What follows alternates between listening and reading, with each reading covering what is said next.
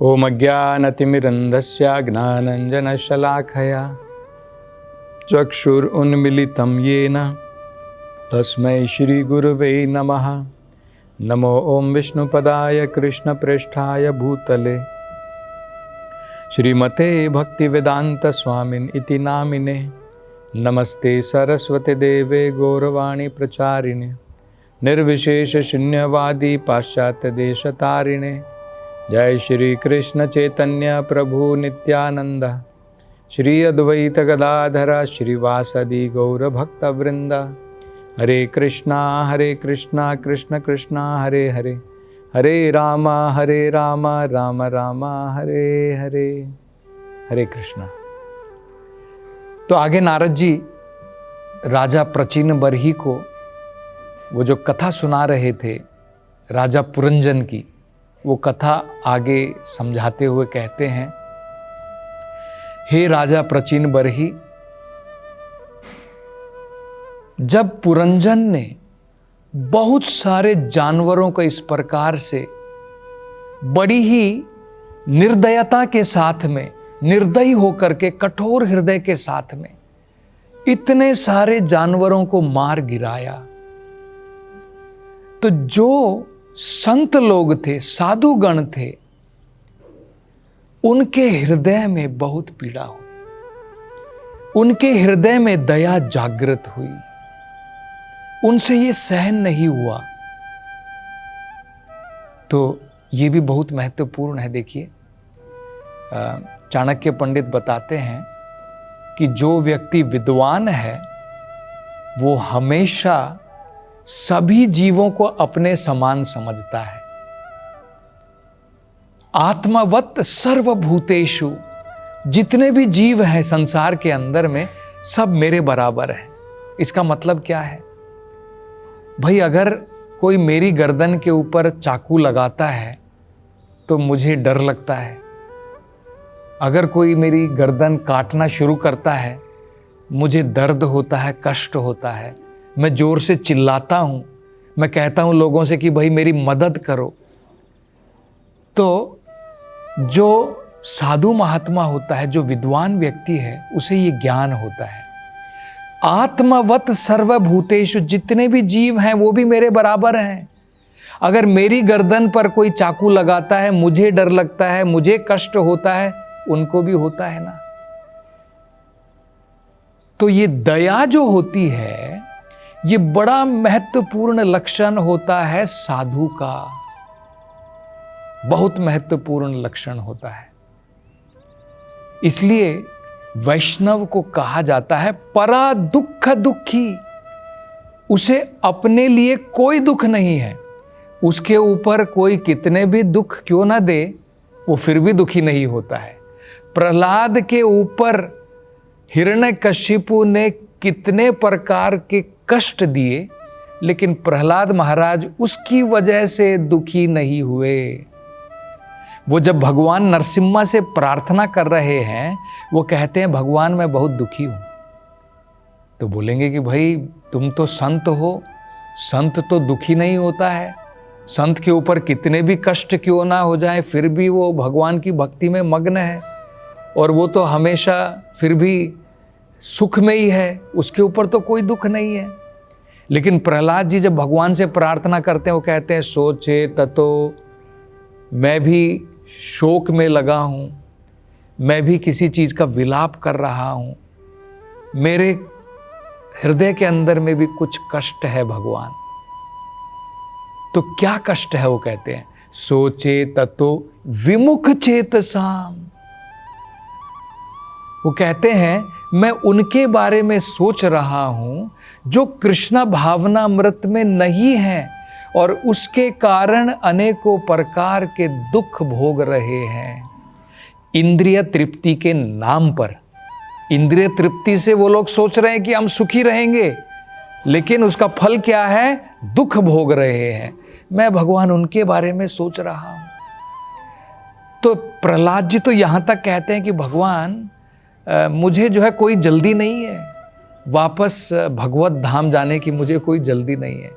मैं तब तक इस संसार में रहना चाहता हूँ मैं तब तक रहूंगा जब तक इन सब मूर्ख लोगों को वापस आपकी शरण में ना लेकर के आ जाऊं। तो मतलब भक्त को जो है अपने लिए कोई दुख नहीं है, लेकिन जब वो दूसरों को दुखी देखता है तब वो दुखी हो जाता है। हम लोगों का अलग है। देखिए, भौतिक संसार के लोग जो हैं, अगर बाकी लोग दुखी होते हैं तो हमें खुशी होती है, वाह ये तो दुख में है, मैं आराम से हूँ। तो हमारे मन के अंदर में प्रसन्नता होती है, हमें सुख मिलता है।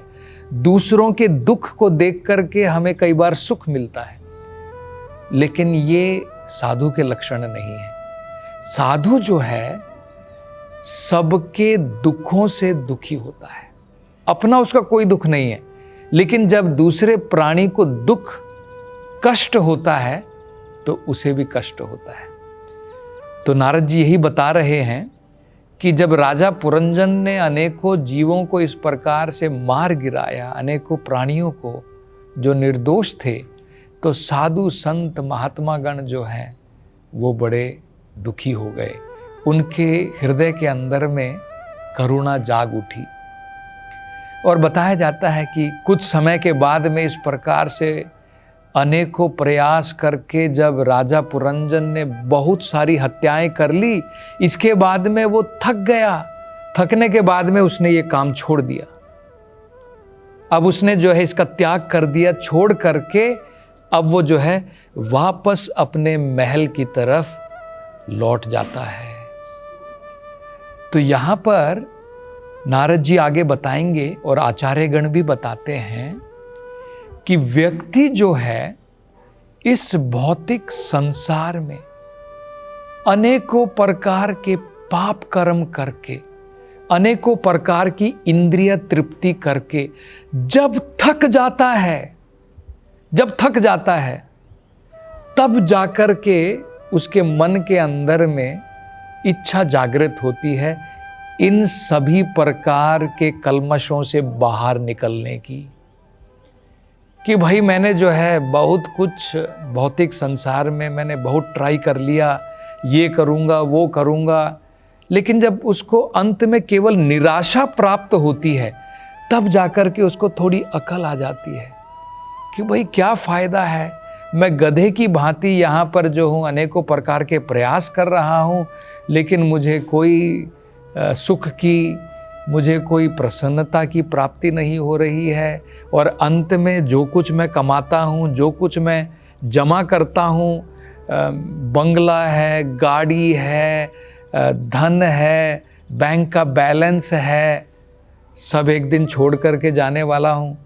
तो जब वो इन सब चीज़ों से वो थक जाता है तब हो सकता है कि उसके मन के अंदर में इच्छा जागृत हो कि भाई बस बहुत हो गया, अब मैं इन सब को त्यागना चाहता हूँ। वो पॉइंट होता है जहाँ से व्यक्ति जो है आध्यात्मिकता में प्रगति कर सकता है। और एक्चुअली देखा जाए तो जब तक हम अज्ञान में हैं, अज्ञानता ही सबसे बड़ा कारण होती है अनेकों प्रकार के पाप कर्म करने का। और पाप कर्म करेंगे तो उसका फल क्या होगा?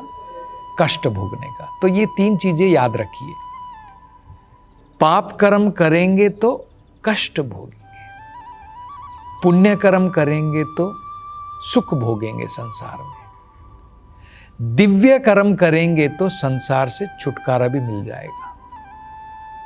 और पाप कर्म का कारण क्या होता है? क्यों लोग पाप कर्म करते हैं? क्योंकि उन्हें ज्ञान नहीं है, अज्ञानी है। लोगों को ये ज्ञान नहीं है कि भाई मैं प्राणियों को मार करके खा रहा हूं, ये एक पाप कर्म है, इसका फल मुझे भुगतना पड़ेगा। जितने जानवरों को मैं मार रहा हूं, जितनी जानें मैं ले रहा हूं, उतनी बार मुझे जन्म लेना पड़ेगा और मुझे भी मरना पड़ेगा। Life for life. प्रकृति के नियम बड़े कठोर होते हैं। बच्चा नहीं कह सकता है कि भाई ये आग जल रही थी, मुझे तो ज्ञान नहीं था, मैं तो अज्ञानी था, अज्ञानता में मैंने अपनी उंगली जो है आग के अंदर लगा दी, फिर मेरी उंगली क्यों जल गई? भाई तुम ज्ञानी हो या अज्ञानी हो? अगर अज्ञानता से भी अगर तुम आग में हाथ लगाओगे तो क्या आग तुम्हारे हाथ को नहीं जलाएगी? जलाएगी। मान लीजिए तुम्हें पता है कि नहीं भाई मैं अगर इसमें हाथ डालूंगा तो मेरी उंगली जल जाएगी, और फिर भी आप डालते हैं तब भी जलेगी। आपको मालूम नहीं था, आपको पता नहीं था, आप अज्ञानी हैं, फिर आप उसमें उंगली डालते हैं तो क्या नहीं जलेगी? फिर भी जलेगी। तो ये हमें समझना चाहिए, अज्ञानता के कारण लोग पाप कर्म करते हैं। तो अगर हम लोगों को वेदों का ज्ञान प्रदान कर दें, जिसमें बताया गया है क्या करना चाहिए क्या नहीं करना चाहिए, कर्म क्या है अकर्म क्या है, विकर्म क्या है, तब व्यक्ति जो है अपने विवेक का प्रयोग करके सोच समझ के कार्य कर सकता है कि भाई मैं अपने पुराने जन्मों के फल भोग रहा हूँ, जो मुझे कष्ट मिल रहे हैं सब मैंने जो पुराने जन्म में कुकर्म किए थे उसके फलों को भोग रहा हूँ। आगे का जीवन तो सुधार लो, अब तो मुझे ज्ञान होना चाहिए क्या करना चाहिए क्या नहीं करना चाहिए। तो ये ज्ञान जब हमें प्राप्त हो जाता है तब जाकर के हम पाप कर्म बंद करेंगे और तब जाकर के हम कृष्णा भावनामृत में प्रगति कर सकते हैं। तो ये भी एक बड़ा महत्वपूर्ण विषय है कि जैसे यहाँ पर हम देख रहे हैं कि राजा जो पुरंजन है अंत में बहुत थक गया है और थकान होने के कारण अब उसने जो है ये पाप कर्म छोड़ दिए हैं। तो वेदों में बताया है, आचार्यगण कहते हैं और आगे नारद जी भी इसके बारे में जो है चर्चा करेंगे कि व्यक्ति जो है अपने पाप कर्म छोड़ने का सबसे सरल और सबसे बढ़िया तरीका, सरल भी है और सबसे बढ़िया तरीका है साधुओं का संग, महात्माओं का संग करना। जब हम गलत लोगों का संग करते हैं तो हमें गलत आदतें पड़ जाती हैं, और जब हम महात्माओं का संग करते हैं तो ये गलत आदतें छूट जाती हैं। तो इस विषय में हम एक छोटी सी जो है कथा जो नारद जी के स्वयं जो है जीवन में वो बताते हैं कथा।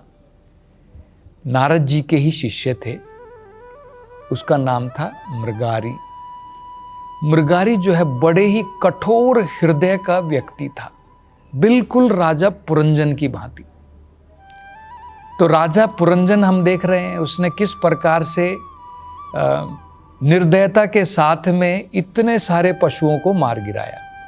और नारद जी ये कहानी क्यों बता रहे हैं, राजा प्रचीन बरही को ये कहानी क्यों बता रहे हैं, क्योंकि उसी प्रकार से प्रचीन बरही राजा जो हैं उनके पुत्र तो जो हैं वो तो महान है, वो तपस्या करने में लगे हैं, लेकिन इनके पिता जो थे राजा प्रचीन बरही वो क्या कर रहे हैं, वो केवल अनेकों प्रकार के यज्ञ करवाने में लगे हैं जिसमें बहुत सारे जानवरों की बलि दी जाती है। तो नारद जी चाहते हैं कि मैंने इनके पुत्रों का तो उद्धार कर दिया है, अब पिता का भी उद्धार कर दूं। तो इसलिए उन्होंने ये कथा बतानी शुरू की राजा पुरंजन की। तो ये कथा क्यों बता रहे हैं कि इसी प्रकार से राजा पुरंजन ने बहुत सारे जानवरों का वध किया, और जिस प्रकार से राजा प्रचीन बरही ने यज्ञ के लिए बहुत सारे जानवरों का उनकी बलि दी। तो ये वो समझाना चाहते हैं। तो नारद जी के जीवन में एक कथा आती है कि उनका एक शिष्य था जिसका नाम था मृगारी। पहले उनका शिष्य नहीं था, वो एक शिकारी था, और नाम से हम लोग देख सकते हैं ये नाम संस्कृत में है मृगारी। अगर हम उसको एक साथ मिलाते हैं तो कहते हैं मृगारी, मृगारी। मृग का मतलब होता है जानवर, अरी का मतलब होता है दुश्मन। जो दुश्मनों का जानवर, जो जानवरों का दुश्मन है उसको मृगारी कहते हैं। मतलब जिसको जानवरों के ऊपर कोई दया नहीं है, उनका दुश्मन है, उनका शत्रु है। तो यही मृगारी करता था। मृगारी तो राजा पुरंजन से भी ज़्यादा कठोर था। ये क्या करता था मृगारी, एक जीव को आधा मार करके छोड़ देता था, तड़पता हुआ देख करके उसे आनंद मिलता था। तो एक बार नारद जी जो जंगल से जा रहे थे, उन्होंने देखा कि ये क्या है, इतने सारे आधे मरे हुए जानवर पड़े हैं। तो इसके पास में गए मृगारी के कहा कि तुम इतने कठोर हृदय के हो, पत्थर के हृदय वाले हो, तुम देख रहे हो कि किस प्रकार से जानवर तड़प रहा है, कम से कम उसका तीर निकाल तो दो, उसको शांति से मरने तो दो। तो कहता है नहीं, मेरे पिता ने मुझे इसी प्रकार से सिखाया था, मुझे इसमें सुख मिलता है। तब नारद जी ने जो है उसे ज्ञान प्रदान किया और नारद जी के संग के कारण उसका पूरा मन बदल गया। तो उन्होंने कहा कि नारद जी आप बताइए मुझे क्या करना है। तो नारद जी ने कहा कि एक काम करो, तुम्हारे धनुष बाण को पहले तोड़ करके फेंक दो। तो मृगारू डर गया। उन्होंने कहा कि ये आप क्या कह रहे गुरुजी, मैं अपने धनुष बाण को तोड़ करके फेंक दूंगा तो मैं क्या खाऊंगा। उन्होंने कहा उसकी चिंता मत करो। तो उन्होंने मान लिया कि भाई गुरुदेव कह रहे हैं धनुष बाण तोड़ दो, मेरा व्यवसाय उन्होंने चौपट कर दिया है, लेकिन वो कह रहे हैं ठीक है। उनकी बात मान करके अपना धनुष बाण तोड़ दिया। फिर उनके कहे अनुसार उन्होंने जो है तुलसी का पेड़ लगाया, नदी के किनारे बैठ गए और एक छोटी सी कुटिया में अपनी पत्नी के साथ में उन्होंने जो है भगवान के नाम का जप शुरू किया। तो देखते ही देखते सारे गांवों के अंदर में ये खबर फैल गई कि इतना कठोर हृदय वाला मृगारी, दुष्ट मृगारी संत बन गया है। तो लोग वहां पर इकट्ठे हो गए, एकत्र हो गए, और जो भी आता था अपने साथ में कुछ ना कुछ लेकर के आता था। तो देखिए मृगारी को जो है खाने पीने की अब कोई प्रॉब्लम नहीं थी। और बाद में उसका हृदय इतना बदल गया कि कुछ समय के बाद में नारद जी जो है अपने एक अन्य मित्र के साथ में वहाँ पर आते हैं और मृगारी जो है नारद जी को प्रणाम करने के लिए चल करके आता है। तो वो टेढ़ा मेढ़ा चलता है और जब वो जमीन के ऊपर दंडवत प्रणाम करता है अपनी जो है इस पल्लू के द्वारा, वो जमीन से जो छोटे मोटे कीड़े मकोड़े हैं उनको सरकाता है और बाद में ध्यान पूर्वक जो है प्रणाम करता है। इसको देख करके जो है नारद मुनि के जो मित्र वहाँ पर पधारे थे वो कहते हैं कि नारद जी आपके संग के कारण इतना बदलाव जो है मृगारी के जीवन के अंदर में आ गया है। तो सबसे बढ़िया तरीका है पाप कर्म छोड़ने का सत्संग के द्वारा। तो अब आगे जो है नारद जी क्या बताएंगे, इसकी चर्चा हम अगली कथा में करेंगे। हरे कृष्णा। भगवान श्री कृष्ण के पवित्र धाम वृंदावन में एक भव्य मंदिर नई ऊंचाइयों को छू रहा है। वृंदावन चंद्रोदय मंदिर, जिसकी ऊंचाई 700 फीट होगी। इसमें होंगे शिखर, आलीशान मंडप, अन्नदान हॉल और कृष्ण लीला थीम पार्क। ये अभूतपूर्व परियोजना दुनिया भर में भारत की महान संस्कृति को प्रस्तुत करेगा। हम आप सबको ये सहर्ष सूचित करते हैं कि इसके प्रथम चरण का उद्घाटन शीघ्र ही होने वाला है। हम आपको भगवान श्री कृष्ण के मंदिर निर्माण में अपना सहयोग देने के इस अभूतपूर्व अवसर में भाग लेने के लिए आमंत्रित करते हैं। दान के लिए अभी संपर्क करें 7725977260 8585850033।